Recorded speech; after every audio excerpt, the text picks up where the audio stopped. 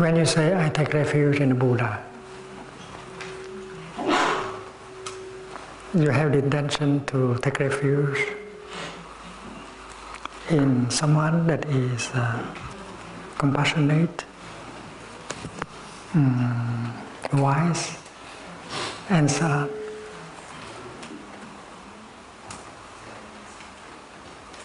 You have some idea about the Buddha. But that is not the Buddha. That only an idea you have about Buddha. And when you say, I rest, I take refuge in God, maybe the God that you speak about is only your idea of God, and not God.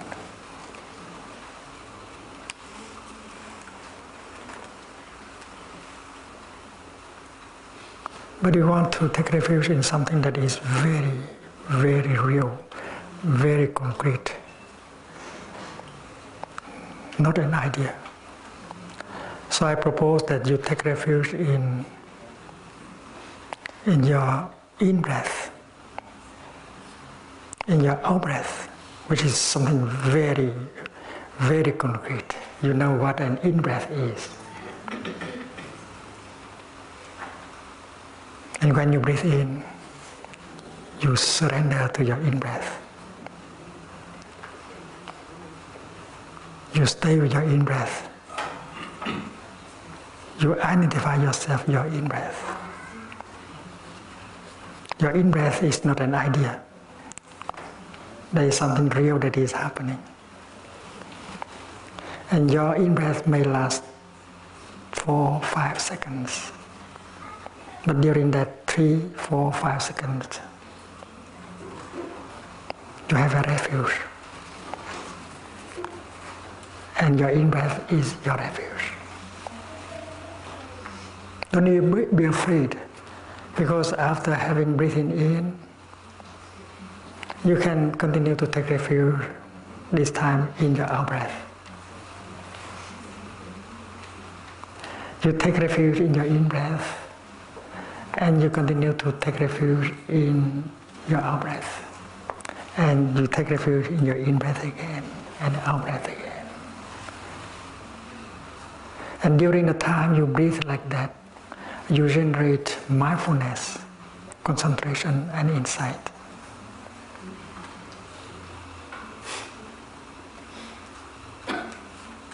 And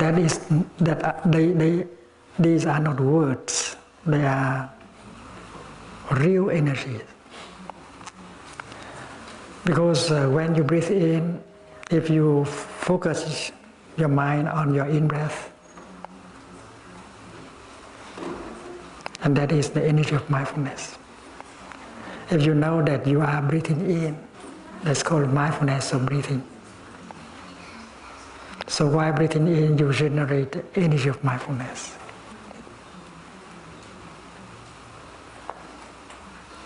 And Buddha is made of mindfulness. And if mindfulness is there, you are taking refuge truly in the Buddha. You say you are taking refuge in your in-breath, but in fact you are taking refuge in the Buddha, because breathing in, you generate the energy of mindfulness. And if you are very mindful, and you are concentrated only in your in-breath. And when mindfulness and concentration are powerful, insight is there. Breathing in mindfully with concentration, you recognize that you have a body, that is insight. That you are still alive, that is insight. That life is so precious, this insight. Many insights can come with one in-breath and out-breath. And mindfulness, concentration, and insight are the kind of energy that make up a Buddha. Buddha is not made of bronze or clay or stone. The real Buddha is made of mindfulness, concentration, and insight.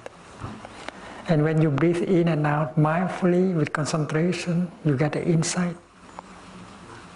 And you are truly taking refuge in the Buddha. Buddha here is not an idea anymore. Buddha here is your in-breath, your out-breath, and the energy of mindfulness, concentration, and insight generated by the practice.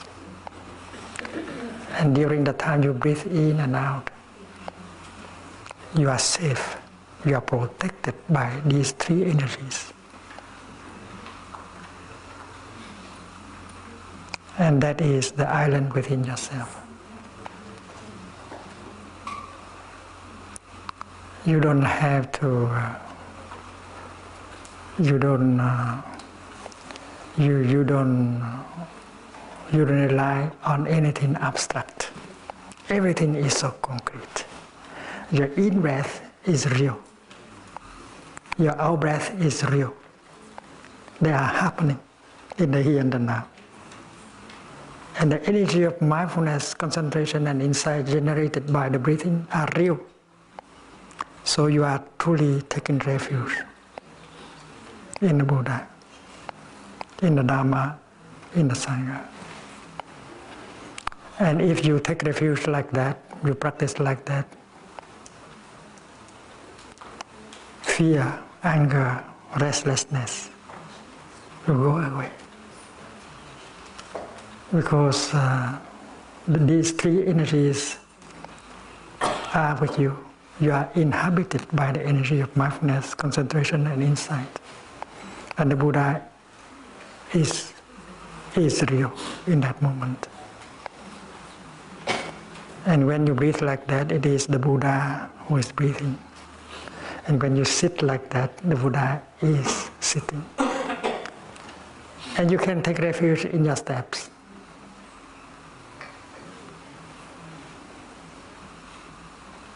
Your step is not something abstract. It is a real thing. And you invest all your body and your mind into making a step. And while making that step, you generate and concentration and insight and mindfulness. So taking refuge in your step means taking refuge in the Buddha. Because Buddha is nothing but mindfulness, concentration, and insight.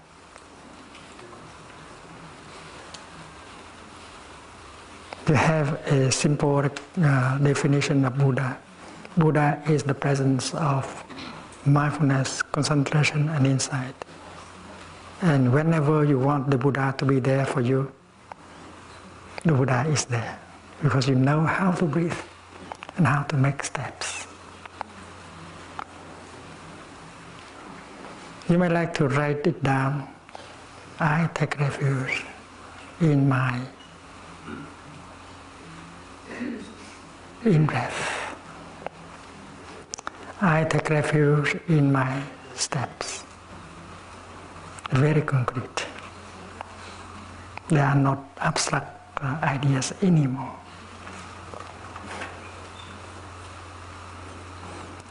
And what the object of your refuge is right there, inside of you. And you do not have to go and look for it elsewhere. I was talking about a wave trying to take refuge. Because a wave might feel scared. And whatever wave can rely on is water.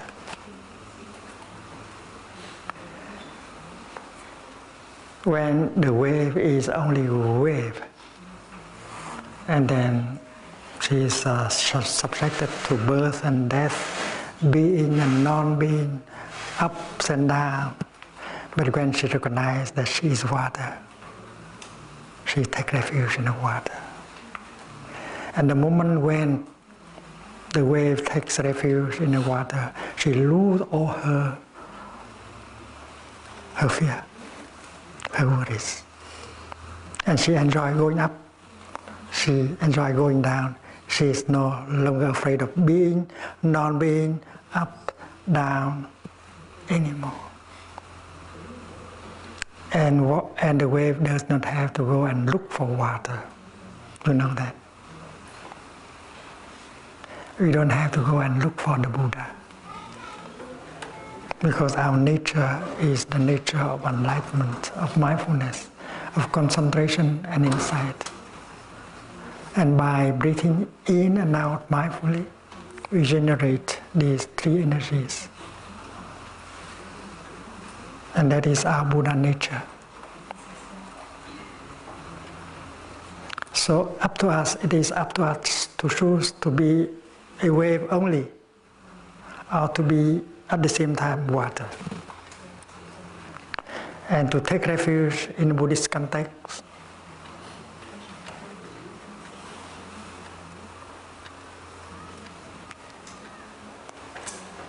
is to become water. In Buddhism we speak of nirvana. Nirvana means the ultimate reality of no birth and no death.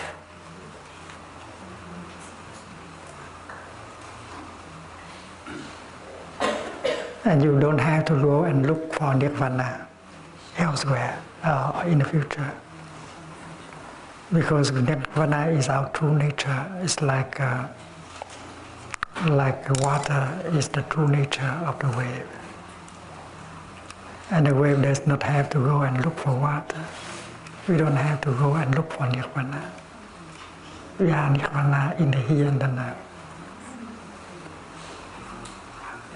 There is no way to nirvana. Nirvana is the way.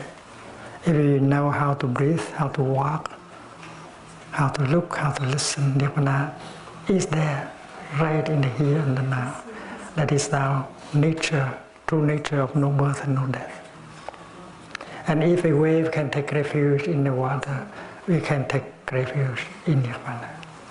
Right here, right now, and you lose your fear of birth and death and everything. So taking refuge is a very deep practice, not only for beginners. For those of us who have practiced 30 years, 50 years, we still continue to practice taking refuge. And according to my experiences, don't take refuge in anything abstract. Take refuge in something that is quite solid and real, like your in-breath, your steps. And you get the peace, the joy, the healing that you need right away.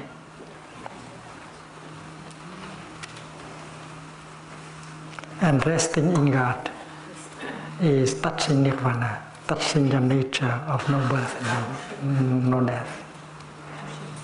And if we understand God as the ultimate reality, our true nature, and then there is no more discrimination, no more difference between the two traditions.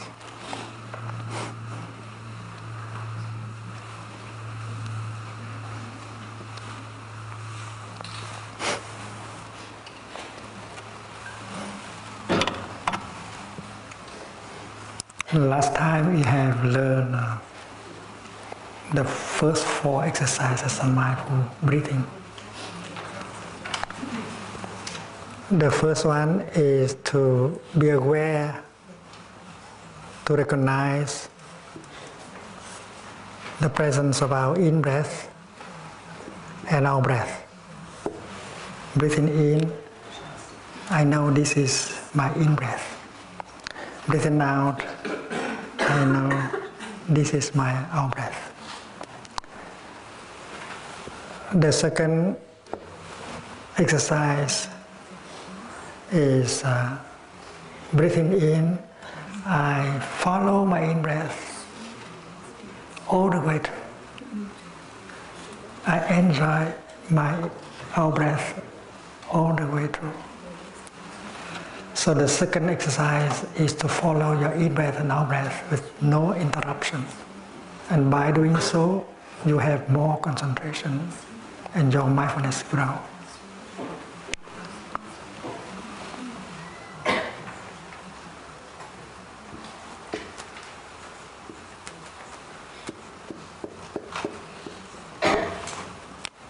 And the third, breathing in, I am aware of my body. And the fourth is breathing in, I release the tension in my body.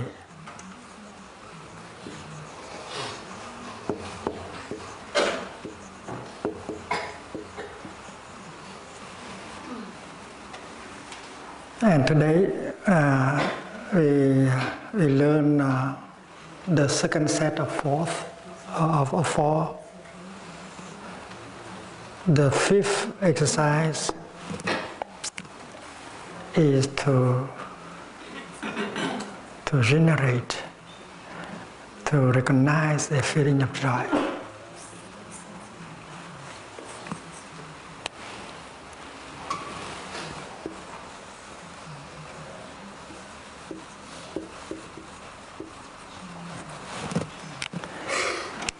And the Buddha told us how to do it.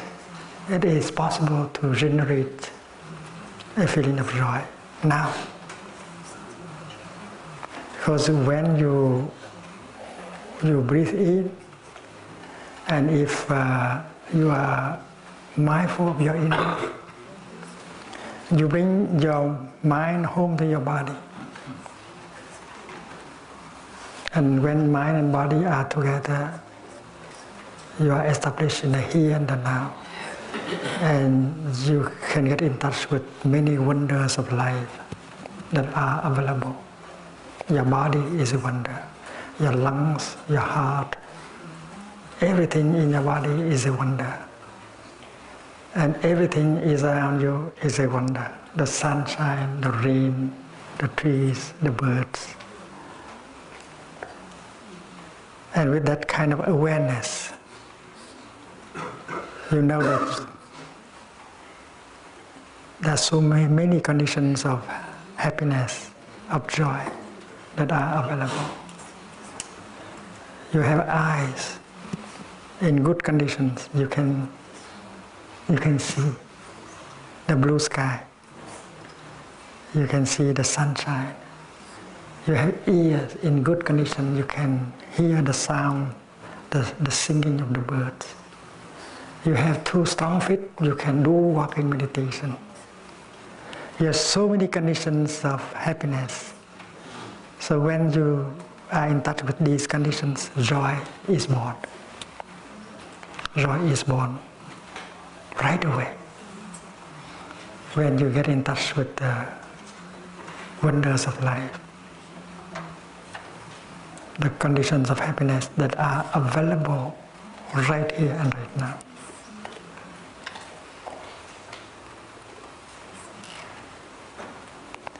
And if you know how to let go, you get the joy so quickly. Suppose you live in a big city full of noise and smoke, and in the afternoon of Friday, or in the morning of Saturday, if you manage to get out of the city. And then 1 hour after, you are in the countryside. And you enjoy the fresh air, the hills, the trees in the countryside. And that joy is born from the fact that you have been able to leave behind the city. So to let go is also a source of joy.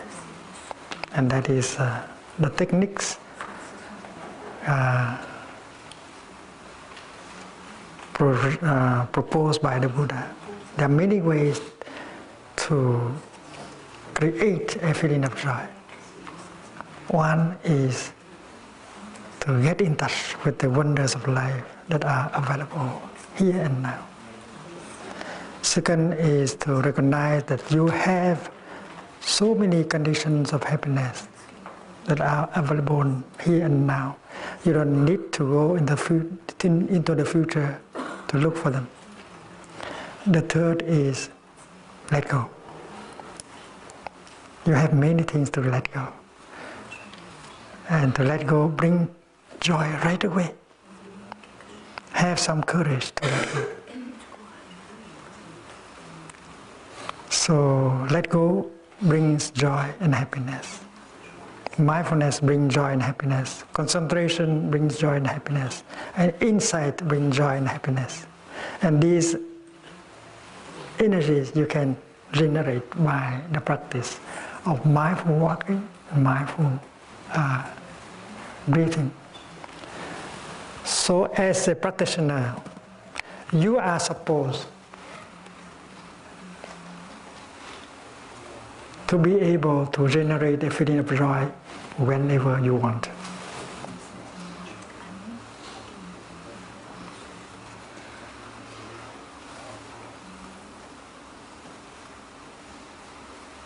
So that is the art of happiness, generating joy now. And you know it is possible. The sixth exercise is to generate happiness.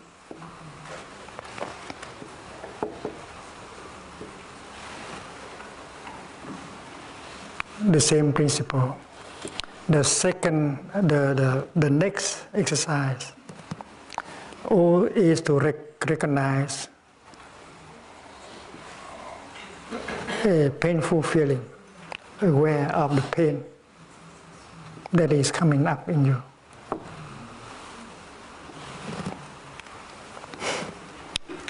A good practitioner should not try to run away from his painful feeling, painful emotion.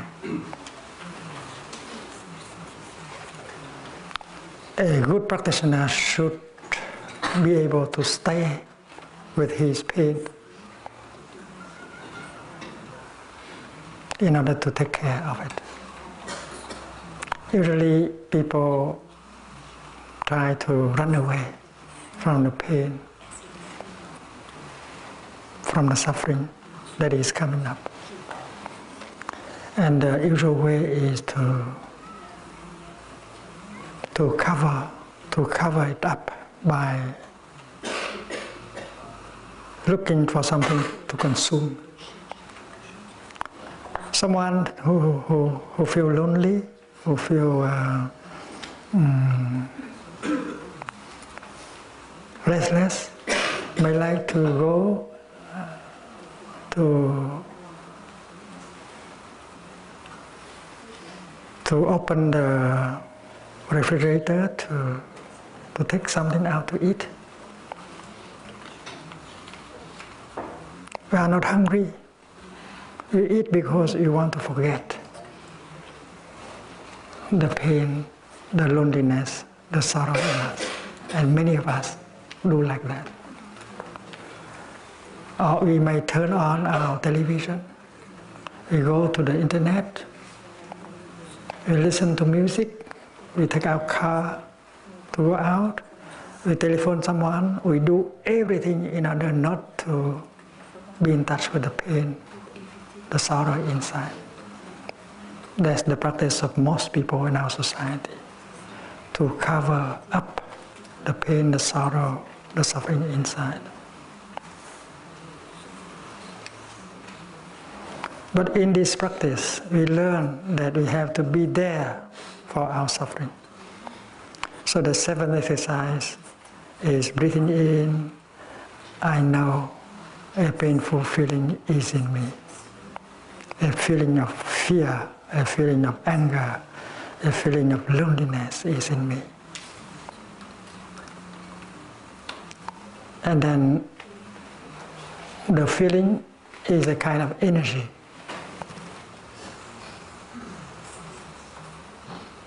The feeling of pain is an energy. And when you notice that the painful feeling is coming up, and as a good practitioner, you have to do something. Instead of trying to run away from it, you generate the energy of mindfulness. The second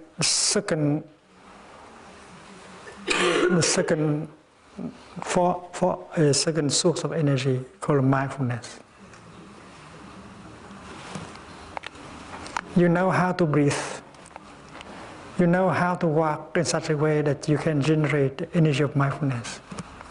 It's simple. Breathing in, I know there is pain in me. So the energy of pain is not alone with the practitioner.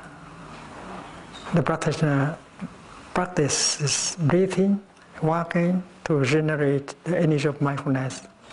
And with that energy of mindfulness, he recognizes the pain. Hello, my pain. Hello, my anger. Hello, my fear. I know you are there. I am here for you. I will take care of you. That is the seventh exercise. Not running away from it. Stay with it. Take care of it.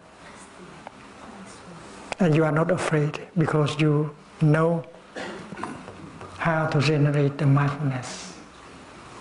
People are afraid because they do not know how to generate the energy of mindfulness. And that is why they are afraid of being overwhelmed by the pain. And that is why they try to run away. But you who are a practitioner, you know how to practice mindful breathing, mindful walking, you generate mindfulness, and with this energy you recognize the pain, and then you embrace it tenderly like a mother holding her baby.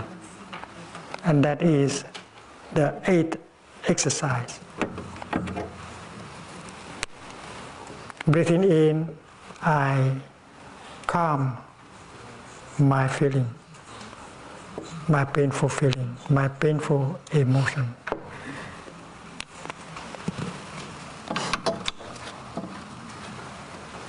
And when the baby suffers and cries, the mother comes and picks the baby up and holds the baby tenderly into her arms. That is exactly what we should do when a painful feeling arises. It should be there for our baby.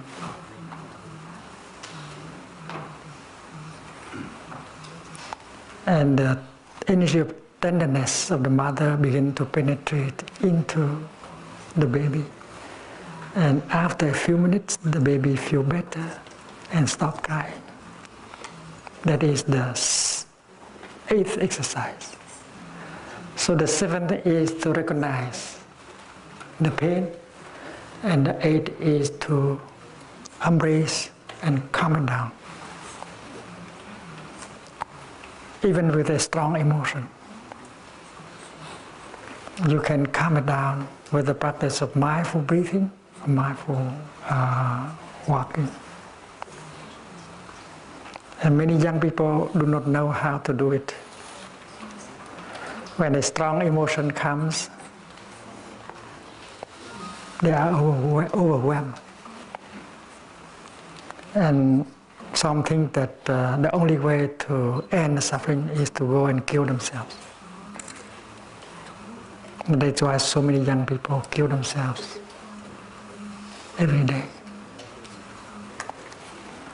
In Hong Kong, in France, in the United Kingdom, in America, so many young people kill themselves every day because they don't know how to handle a strong emotion.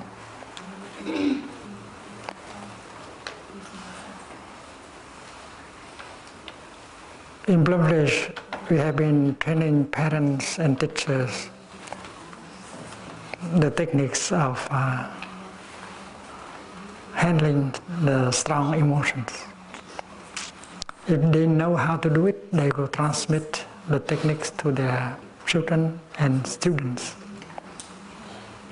You can save their life by transmitting to them the method of mindful breathing, mindful walking, to recognize and embrace the strong feeling or emotions. A strong emotion is like a storm. It comes, stay for some time, and finally it has to go away. Why do you have to kill yourself because of a strong emotion? You are much more than an emotion.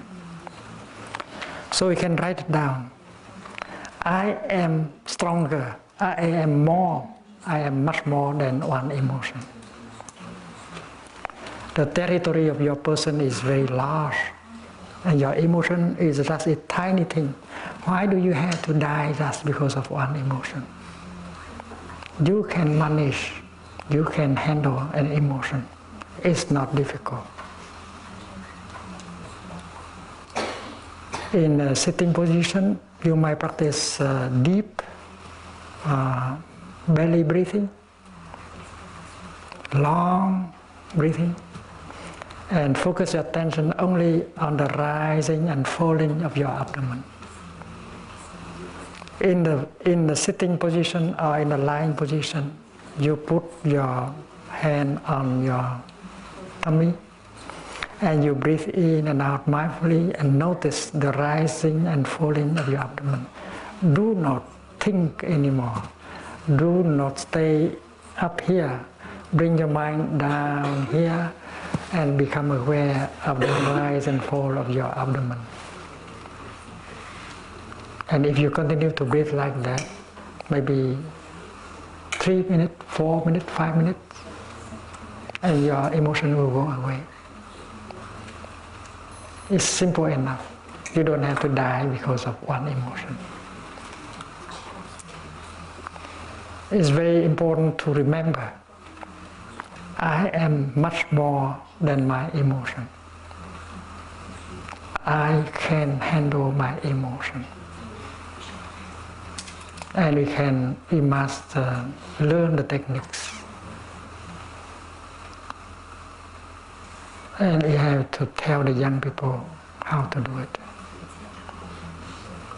I think school teachers have to master the practice and have to share it with their students.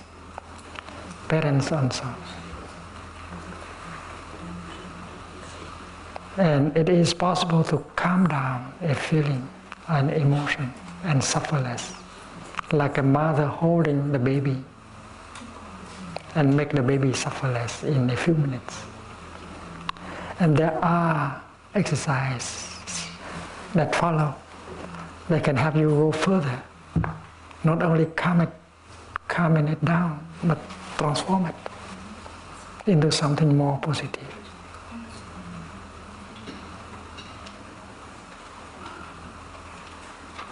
So if today we have a Dharma sharing in the afternoon, we might like to discuss a little bit about our experiences as how to handle a painful feeling or a painful emotion. Bonne journée.